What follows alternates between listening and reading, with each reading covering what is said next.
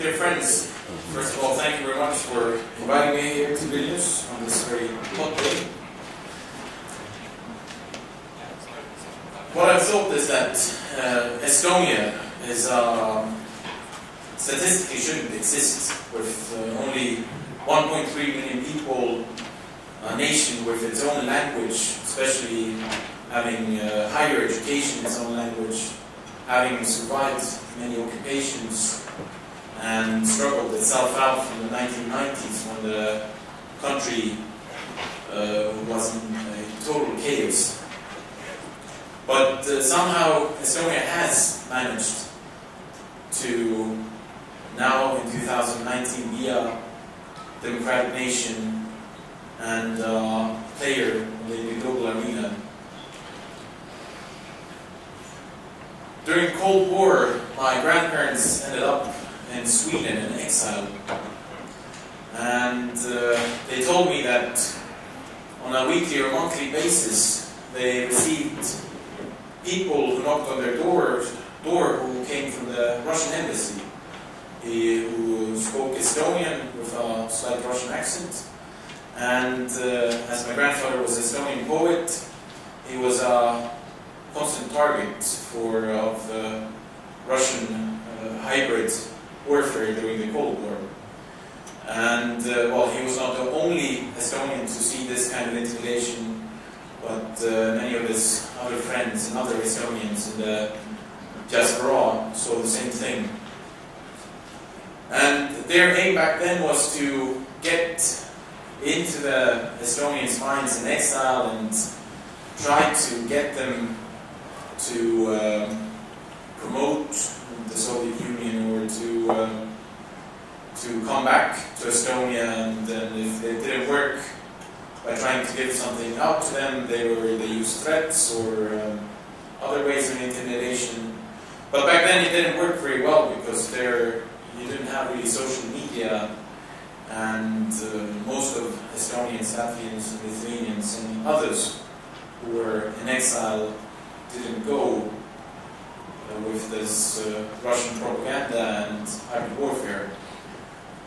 And in the 1990s, when Estonia became re-independent together with Latvia and Lithuania, all three nations were in dire straits, and in Estonia you still had Russian forces until 1994 on our territory, and EU and NATO membership seemed like a far distant dream. But fortunately, Estonia, Latvia and Lithuania had the memory and knowledge of the Cold War and the occupation and how Russian tactics work. So we three have been more immune to Russian tricks and hybrid warfare. And while during the 1990s and 2000s, when all three nations were building themselves up and moving towards EU and NATO, then, well, at least I personally didn't notice much of this far right, the radical, or even far left, the rhetoric in any of the three states. And if there was some kind of neo-Nazi or neo-communist rhetoric, then usually it was just brushed off and it wasn't a big thing. But something that went relatively unnoticed in the rest of Europe since the 2000s was that Russia, since the coming of Vladimir Putin as the president of Russia, has been very eagerly building up this system for the last 19 years. And for example, Edward Lucas in his book, The New Cold War, wrote about this extensively. And I mean, he was called Russophobe by many, and alarmist and whatnot, and I've been called the same things. And if I told my friends back then about the Russian threat, you know, they said like, you're overestimating Russia, and you know, or some others called me Russophobe as well. And this morning I remember that even as late as 3 years ago, at the end of 2015, and I started to analyze how Russia is influencing far-right parties in Europe. And to my great surprise, nobody was really writing about it. I couldn't really find any materials on it, so I wrote to Lucas, and he pointed me towards Anton Chekhovsov, who was now also speaking at a conference, whose book was just about to come out in the beginning of 2016. So, I mean, we wouldn't have had this kind of title in, let's say, 2015 and 2016, because somehow it all went unnoticed. I mean, it was directly in front of us, but somehow only very, very few people noticed. And something else interesting was that while I was studying in the United Kingdom from 2010 until 2014, I noticed how in the different UK universities, I was studying political studies in English law. And when I went to the politics common room, then suddenly I saw Russia Today running on all flat screens. This was back in 2010, 2011. And then when I asked why is there Russia Today here, not CNN or Euronews or Al Jazeera or anything else, well, you know, nobody could really answer, but I saw it in many different universities. And while taking a course also in Oxford at St. Anthony's College, I was wandering around the college and suddenly saw a small wooden door which said Ruski Mir on. And, well, I asked my professor, why do you have a weird door with Ruski Mir on? Well, he said, yeah, well, there's sponsoring some students here and helping the Russian language initiative. And then I was arguing there with my professors that, well, you know, Ruski Mir actually and other similar organizations, well, don't really care about the Russian language or culture, but they have very close ties to Russian intelligence organizations. And back there I was also Russophobe and a radical, and I even later, many years later, heard from other professors that they considered me a big radical there and with weird views of Russia. And I mean, only the recent years, both the term hybrid warfare and cyber warfare have become more cool or interesting for politicians and for nations. And I come from the NATO Cyber Defense Center in Tallinn, Estonia, which has existed in 2008. And with that center, it was the same issue that Estonia joined NATO in 2004, and already back then with Toomas Hendrik Ilves, who's the former Estonian president and a very cyber-savvy guy. He and other Estonians said that we need some kind of cyber center in Estonia already in 2004, taking into account that Estonia became paperless e-government already in the year 2000, meaning the Estonian government doesn't use any papers at all. And, well, the rest of NATO and Europe kind of ignored Estonia and said, well, we have war against terrorism and cyber is the 76th thing on our list. And only after the 2007 attacks, when the Estonian government decided to change the position of a Soviet monument and put it into the military cemetery, and that simultaneously Russia then started attacking Estonian banking services and government websites and servers. Only after that, suddenly the whole Europe and NATO listened, and the next year the center was established in Tallinn, Estonia. And the interesting thing during those attacks was that it was the first of such kind. No other nation had seen a large-scale coordinated cyber attack against the nation. And the question for Estonia was that, should we go public with this information and be transparent? Should we put a top secret stamp on it?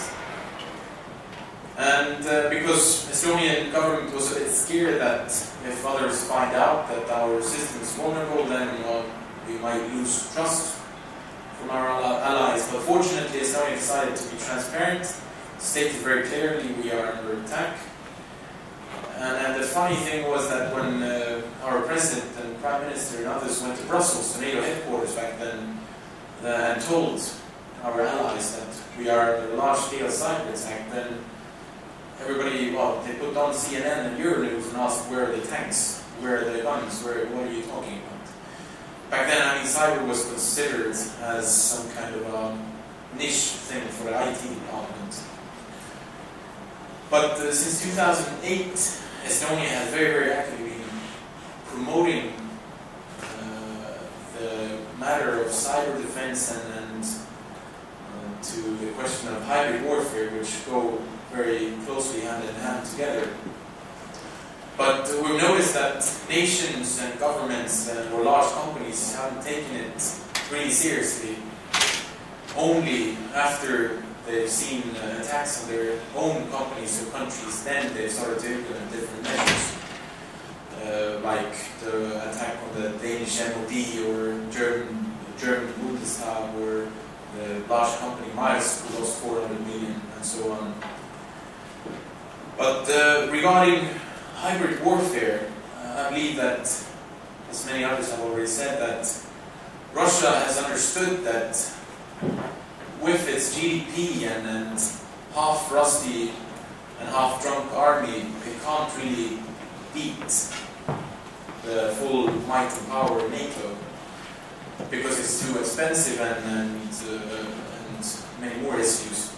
So they've realized that it's actually much more smart and better to infiltrate into Europe and to NATO, and to make their people to support different things that are useful for Russia. And this has been going, as I said, this has been going on for the last 19 years, bit by bit, by starting with the Russia Today, Mažvydas, getting into schools, funding different European politicians like Gerhard Schröder and so on.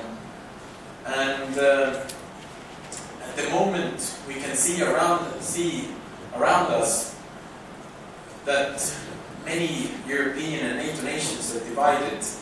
The transatlantic union is arguing with itself, and Russia has pushed the transatlantic area into a very tough situation because, for example, at the moment it's quite, I mean, the United States, for example, is a very good ally of Estonia, with US troops in Estonia, but it's very difficult these days to criticize, for example, the American president while not seeming like anti-American. And it's an ideal situation where you don't want to criticize different politicians from different allies. Yet again, if you don't criticize them, then they can openly do what they want. And well, Russia benefits both ways. If you keep quiet, they benefit. And if you criticize, well, then it looks like allies are fighting between each other. So it's quite difficult to overcome that situation.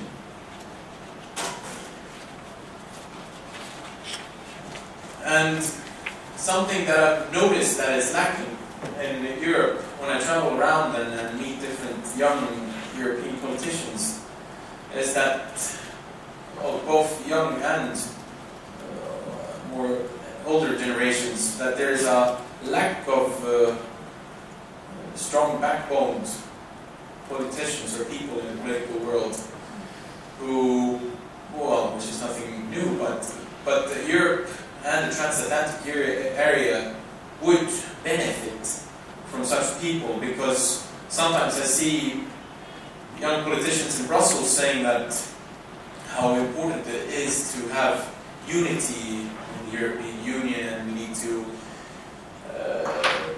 have solidarity with Ukraine and Georgia. And the next day I see on either Twitter or on Facebook that they're in Moscow posing together with Sergei Lavrov, their foreign minister, and saying, well, long live Mother Russia.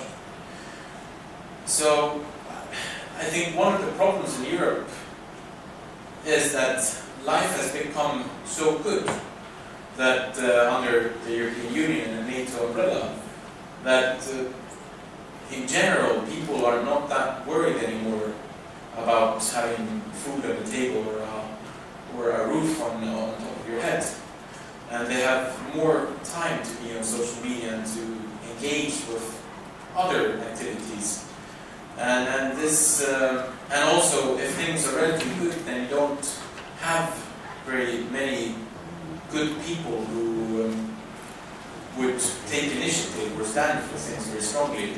And I think the lack of these people has created this situation where we've been the whole time giving a finger to Russia, then our arm, and so on. And all in all, I think Russia doesn't have a big general plan, but it finds the cracks in the system and exploits the cracks.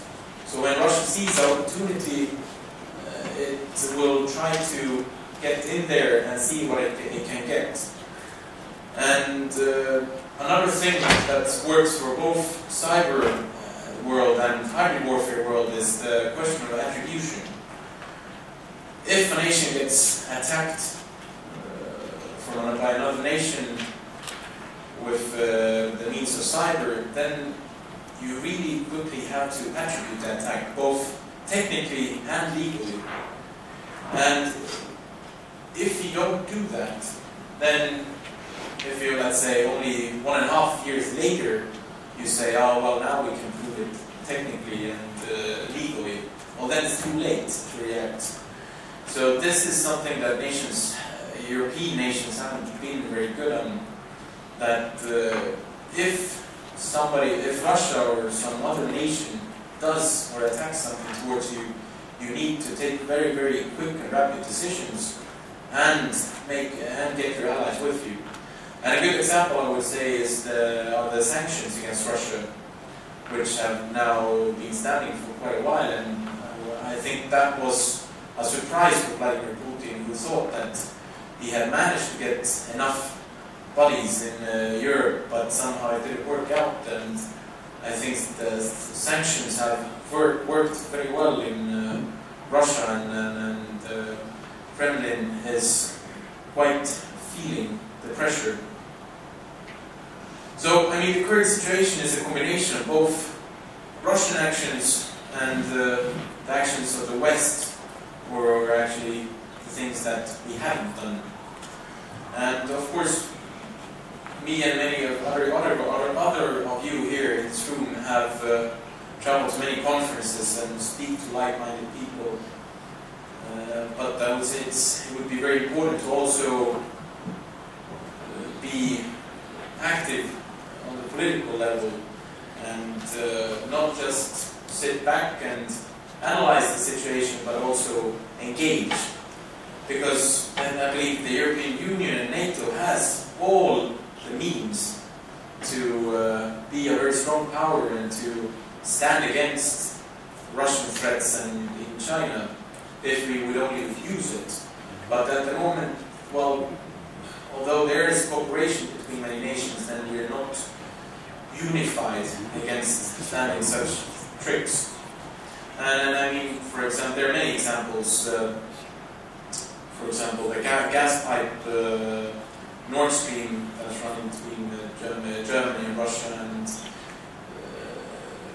puts Europe's energy independence under pressure and risk, and cooperation between many political parties in Russia, and accepting money from Russia. So I mean, these are easy things that Europe can do. We don't need to invent a wheel, or we don't need to invent anything new to tackle these threats. Europe just needs to be unified, or the whole transatlantic area has to be unified to tackle the threats by Russia. And a good example of this, what Estonia has done, is in the last 10-15 years, Estonia has caught a great bunch of Russian spies in Estonia. And instead of trying to brush it under the carpet or just sending them out of their country, Estonia has tried them and put them into prison, which many other European nations have not done. So Russia has got this sense of impunity that, well they can do whatever they want, and it seems so far that it has been working. I mean, we've been talking about MH17 and Skripal attack and many other Russian tricks and killings and all over the transatlantic area. And I mean, Russians don't understand how diplomacy works, and what the term pacta sunt servanda means, that you have to, if you write an agreement, then well, that's a written solid statement that you have to fulfill. And I think very clearly when the new Obama administration tried to have a reset policy with Russia, when President Obama, Hillary Clinton, and their ambassador to Moscow went to meet Putin and tried to do a reset policy. And then, well, the problem I believe was that Michael McFaul, who was the ambassador and had read a lot about Russia in books, but never really got the experience, for example, what Estonian diplomats have had. And then, I mean, it was quite ironical that Hillary Clinton gave over the actual reset button, which the Americans somehow have translated wrong, which said not reset but overcharge. So, so I think that very clearly showed that Europe or North America cannot do normal Western diplomacy with Russia. But Russia only understands hard fist policies or politics, and sees normal Western diplomacy as a weakness. So I believe that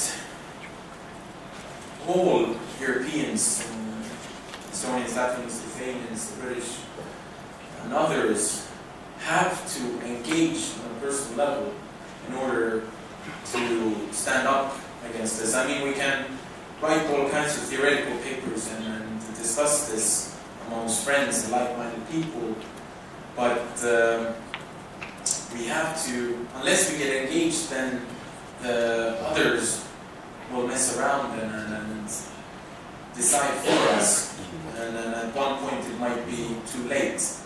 Because I mean, the Russian wet dream is that to disintegrate the European Union and NATO, and I mean, how this would, in my mind, end up is Russia would re-establish more or less its Iron Curtain line, and then probably large nations would survive, and in that case, I mean, then they would not come to help to smaller nations as Estonia, Latvia, Lithuania, or others more up north, up south.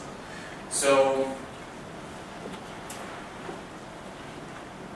in order to avoid such a scenario, we have to work together between the nations, and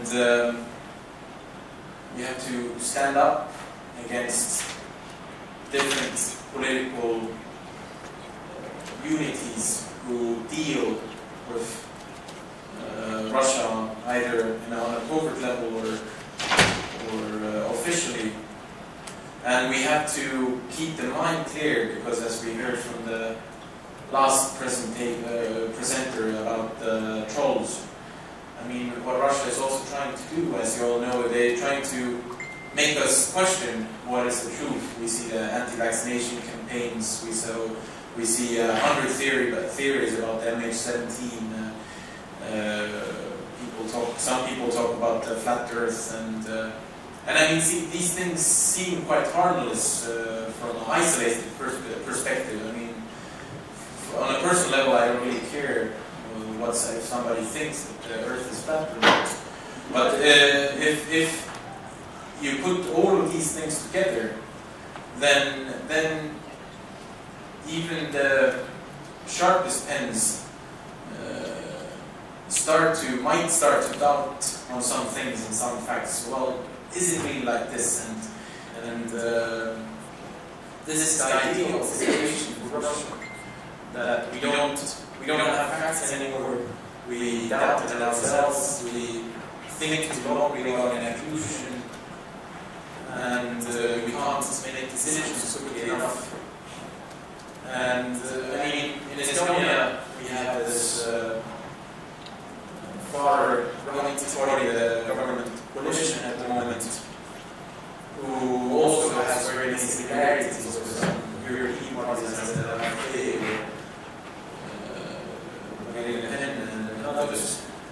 And when talking to their voters, I've also noticed that when I argue something, well, for example, Martynas was visiting Estonia last week, and I argued with them, well, we must believe that talking to Martynas or having friends with Martynas can't really benefit Estonia, or it's not really patriotic to talk to a person receiving openly money from Vladimir Putin and has very good relations with Putin.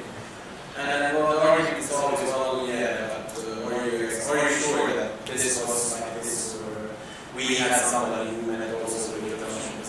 So it's a very dangerous situation where we don't have the facts anymore. So to finish off, I would say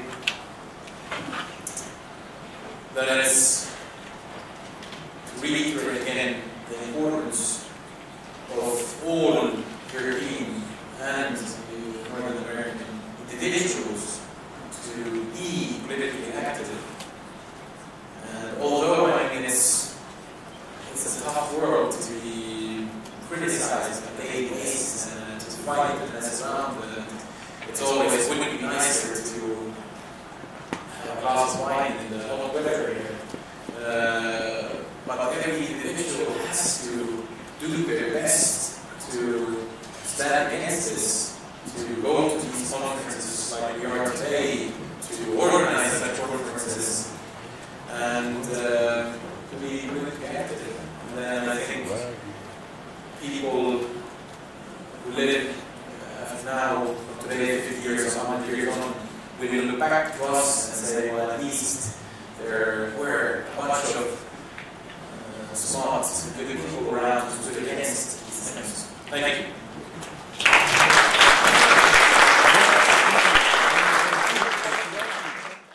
All right, my name is Illimar Lepik. I'm a PhD researcher at Vilnius University. First of all, thank you so much for this opportunity to discuss a very hot topic, which is hybrid warfare. However, I have some comments to generate that would be for others as well who already spoke before. Starting from the title itself, from Cold War to hybrid warfare, which I disagree with it, because hybrid warfare has been for a long time in practice. So we can see that since Romans, since Nazi Germans as well we are seeing now in Russia. Main thing which was not discussed during the presentations, and I hope that it will be discussed tomorrow, about the legal issues of the hybrid warfare.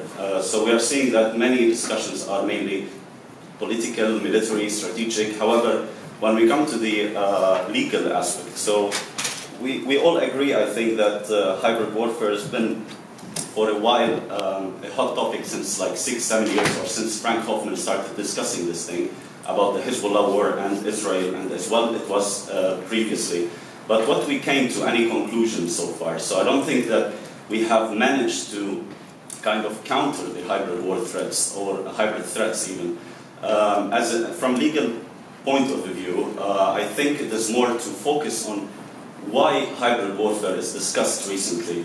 If we look at the, and you might disagree with that. I think we need a question. I will. That's why. I fully agree with you. But please, I mean, if you don't mind, I'll just point at this thing that after the United Nations Charter, after the protocols, and as well after the 2001 war and terrorism. So new technologies, the evolution of technologies has already highlighted the core problem of hybrid warfare, which is a problem of attribution, and that's what's been used by the states. So when we can talk about mainly the problem of discussing this legally and how the United Nations Charter can counter such threats, how the international military law can do that. And one more question, if you don't mind, to Mr. Lucas. Unfortunately, I think he left. I wanted to ask if he mentioned that you have to give the question to the presenter. I mean, it's just not everybody can, you know. You have a pleasure of exclusive treatment here, you know, because you spread, you know, whatever you want. I mean, you have to ask the question. Indeed. If you don't have a question, I mean, give my. I already asked, and my last question to Mr. Ken as well, Mr. Von Wiren answered, is that there was discussion that if now Russia has made annexation in Crimea, that we are able, or Europe or the NATO can counter that. How would that be? Thank you for your time as well. Well, I think that's the big difference between the Cold War and modern hybrid warfare, although of course we've had it before as well.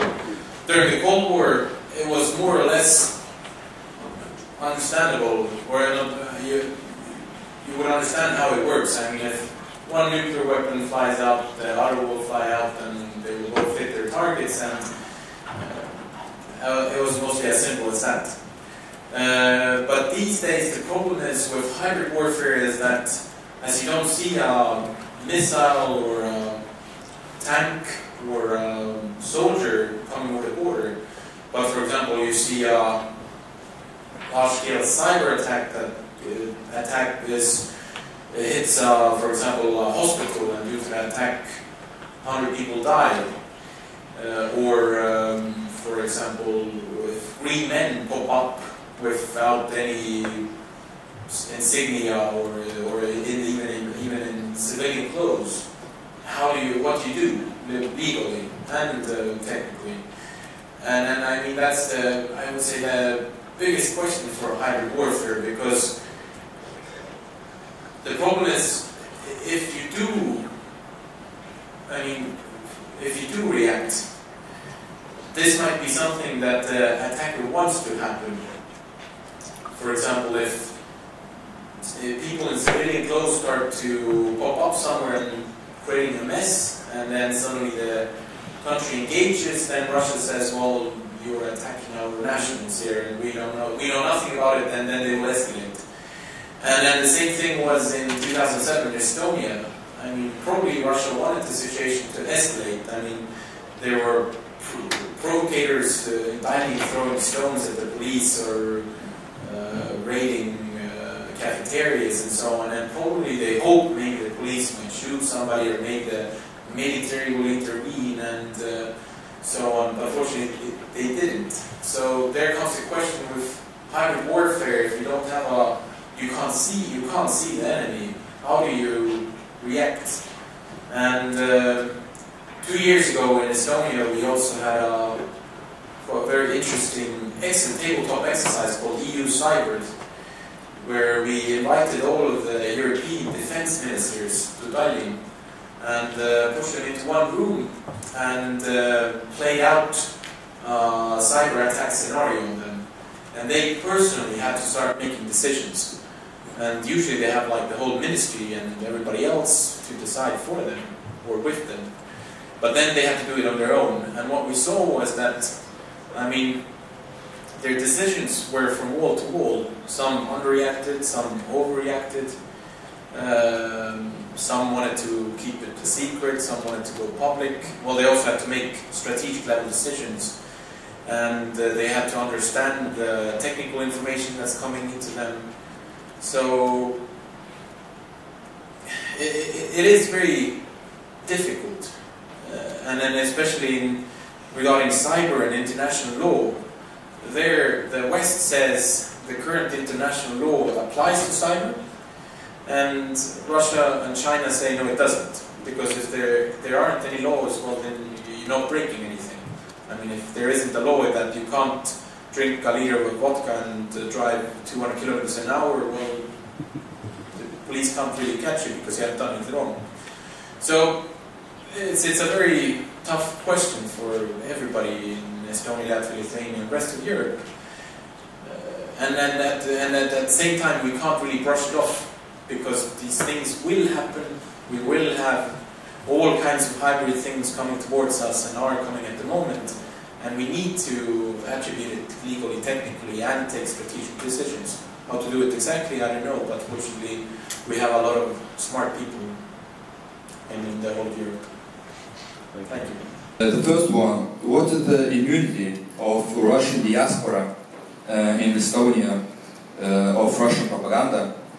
And second one, how process of Russian minorities integration in Estonian society goes? Do you have some problem about that? Thank you. I mean, Estonia has relatively well integrated Russian population, and the Russian-speaking people in Estonia understand very well that when they go over the border to Russia, well, the situation is much worse there. I mean, if they have relatives, they see how they live, what's in the stores, and they see that life is much better in Estonia. And for many, many years, Russia has been attacking Estonia via the Western media that Estonia is being mean to the Russian population because we won't give them citizenship. And this is not true, because yes, there is a big number of people with a so-called grey passport or an alien passport, but it's declining very rapidly as well. But the reason why these Russian-speaking people have not applied for Estonian citizenship or Russian citizenship is to the reason that with the grey passport they can travel in the European Union visa-free and to the Russian Federation visa-free. If they take the Estonian passport, then they have to pay money to enter Russia. If they take the Russian passport, they have to pay money to travel in Europe. So, and I mean, with this alien passport, you can vote on local government elections, but not on the parliament elections. So, there hasn't been any motivation to take any citizenship, because they get all the same benefits and they can travel for free. And your first question was about the immunity for propaganda. Yeah, immunity. Well, on one side they do see life is better in Europe. They travel, especially younger Russians, travel to London and Berlin and Lisbon and everywhere, and see how things are there, and listen. Well, we might read some other newspapers and media outlets as well. So in general, I think it's quite good. And in Estonia, you have mandatory conscription service. So all men between 18 and 27 have to serve either 8 or 11 months in the army. And I think that's a very good place to integrate people. So if younger Russians who come into the military who don't speak much Estonian understand Estonian pretty well after 11 months, because you just have to survive the system. But of course, at the same time, they do watch Russian television, and which from morning to evening says that the United States and NATO and EU and Estonia are their enemy. So of course, or they might have some elderly relatives who say that the Soviet Union wasn't that bad, and actually Putin is doing the right thing. Or I mean, on the 9th of May, you see people bringing the red flowers and with their Georgi ribbons, they go to the Soviet monument soldier. And so, yes, there's some discourse in the thinking, but no, in general it's getting better and better, and there is, I think it's much harder for Russia to prove a point, especially to the Russians who live abroad and see the better life and see how good things are in Estonia and the European Union.